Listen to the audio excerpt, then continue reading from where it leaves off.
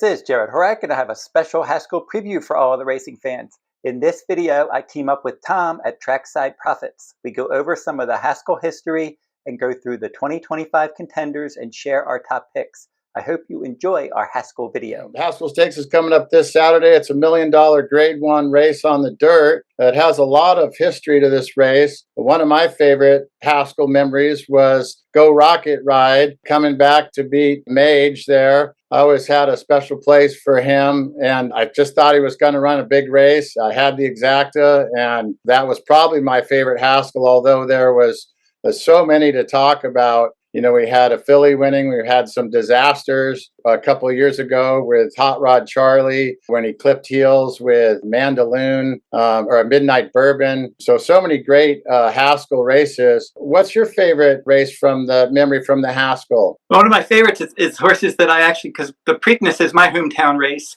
And so I like to play the horses that I played in the Preakness in the Haskell, and over the years I've had success. Now, going way back when I first started following racing, a Deputed Testimony in 1983, he was my Preakness horse that year, and he was the local Maryland horse, and he upset the field, and then he also won the Haskell. But some of my other favorites, Point Given, he was a horse that I was a big fan of for trainer Bob Baffert, and he won the Preakness and the Haskell. Looking at Lucky, another one that I played in the Kentucky Derby, and then he didn't win that, but then I played him back in the Preakness and then the Haskell. An Exaggerator for trainer Keith DeSarmo was one in 2016 that I played in the Preakness in the Haskell. And then Good Magic, I played him in the Preakness. He didn't win the Preakness that year, but he ended up bouncing back and winning the Haskell Stakes in 2018. Yeah, he finally got his due. Well, he had a tough horse that he had to follow through that Kentucky Derby trail, the Triple Crown season, and Justify. But once he got away from Justify, Good Magic really showed his magic there at the Haskell. Yeah, that was nice to see. You're right.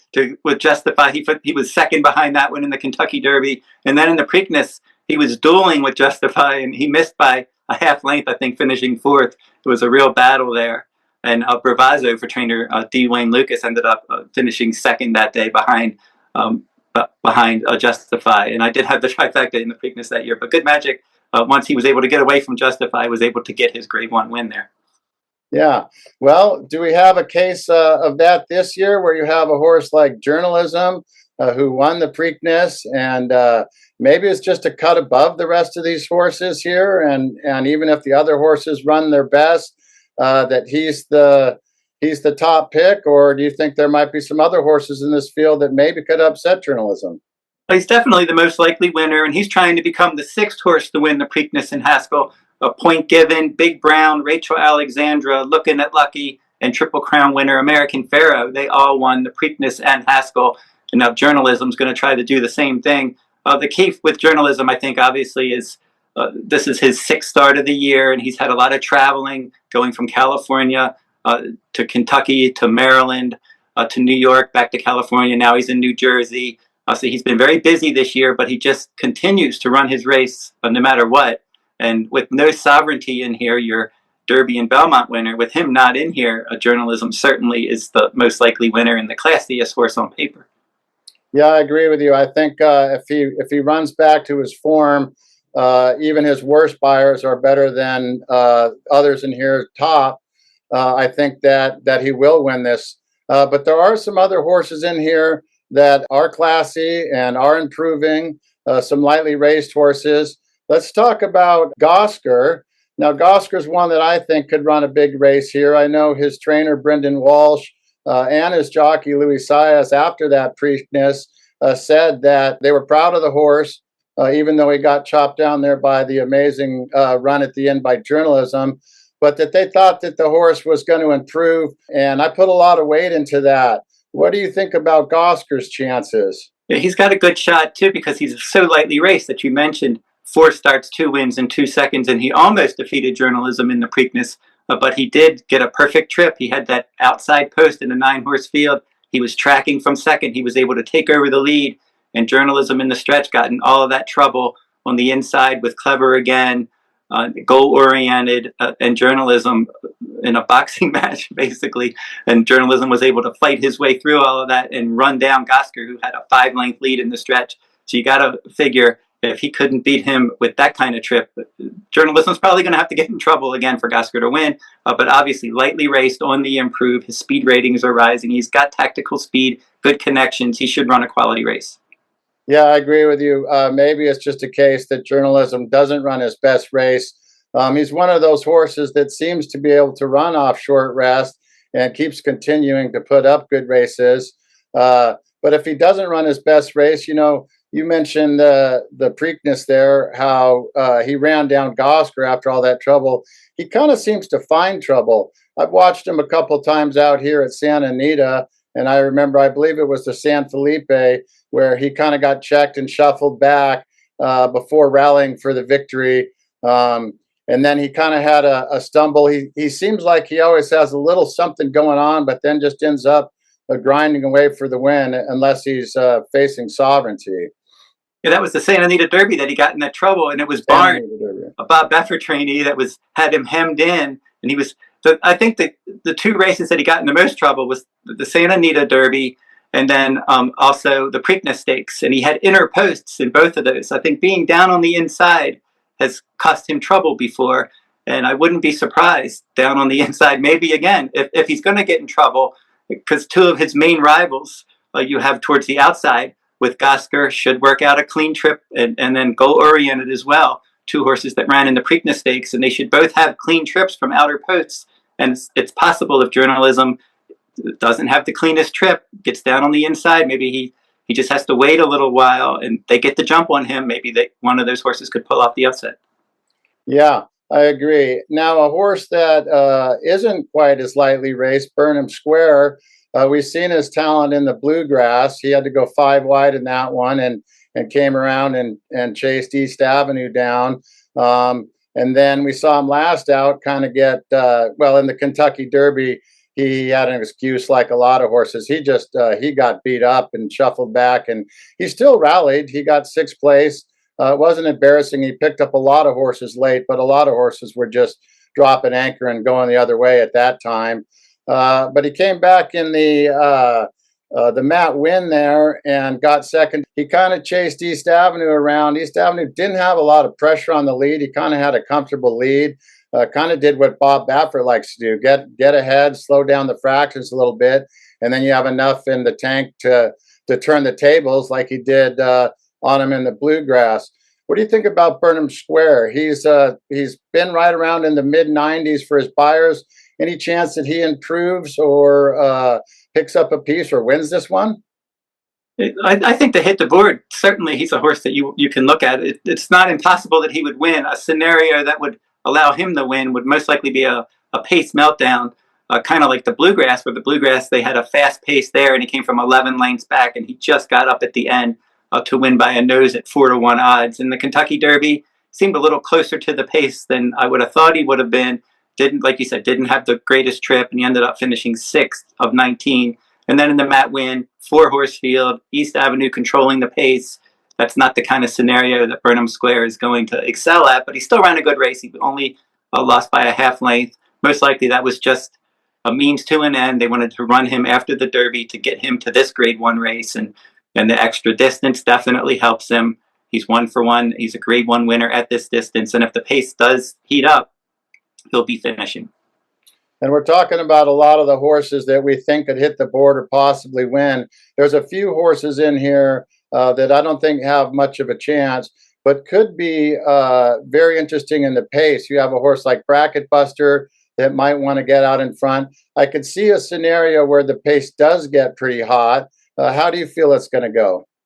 Yeah, there is a scenario where that does play out, because if Bracket Buster does go, you have a Wildncrazynight. He could go. Gosger's probably going to be tracking the pace, but Kentucky Outlaw is another one. It's interesting that 3 of the longer shots are going to be the 3 horses that could be the best speed horses. So maybe looking for horses behind them, like a Gosger or a goal-oriented, that are most likely going to try to get the first run, or possibly if those long shots don't really go, and maybe one of those horses can get out there and set the pace.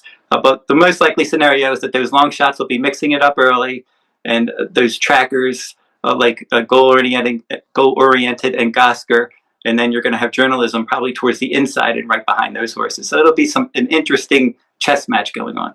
That's right. And all those horses that you just mentioned there that'll be behind the leaders have shown versatility. I like how Burnham Square's shown some versatility. He could sit closer to the pace if it was slow, or sit more off if it was quick. And I also think that goal-oriented could do the same. He could, if the pace is kind of slow, he could sit right up on there and press it. But if they want to take off, I think he's tactical enough, even though he's so lightly raced, that he could sit back and just wait for a little bit of a meltdown. Do you agree with that? Yeah, because he is versatile. In his debut, he rallied from 6th in a 7-horse field to win. And then second time out, Flavien Prat got aboard, and he was aggressive. He took him right out there, dueled early, and was able to take over and hold on by 3/4 of a length. And then in the Preakness, down from the inside post, he was comfortable tracking the pace there, and then he was uncomfortable in the stretch. But prior to that, he was sitting a good inner tactical trip. But now, from the outside post, Pratt's going to have options. If those long shots don't go, or if he thinks he can just go quicker than those long shots, maybe he just tries to do what he did second time out when he rode them, and just tries to go right to the front and put those long shots away and get a jump on journalism. We'll have to see how all of it plays out, but he does have options from that outside post. Let's go ahead and talk about who we think is going to win the race and how it plays out. I'm going to go with journalism here. I'm going to use him in all my bets. I think he's the best by far. He's training fine. I saw him work out. He looks good. I don't think that Michael McCarthy and his connections would put him in this spot if they didn't truly believe that he was ready to fire. And look, he's one of these horses that's run off short rest. So I think he's freshened up a little bit, and he's going to be ready to run a big race in the Haskell. I'm going to use him over Gosger. I like Gosger a lot. I think he's improving. He's lightly raced. Brendan Walsh was really talking high about him, and he's one of those trainers that just doesn't blow smoke. When he says a horse is improving, or he thinks that something's good going to happen with a horse, it tends to work out. So I'm going to go with Gosger in second. I do like goal-oriented. I think he's going to be a little bit over bet. He has Bob Baffert training, who's got the most Haskell wins. He has Flavien Prat riding, and he's run some bullet work. And I just think he's a cut below Gosger, who beat him handedly in the Preakness.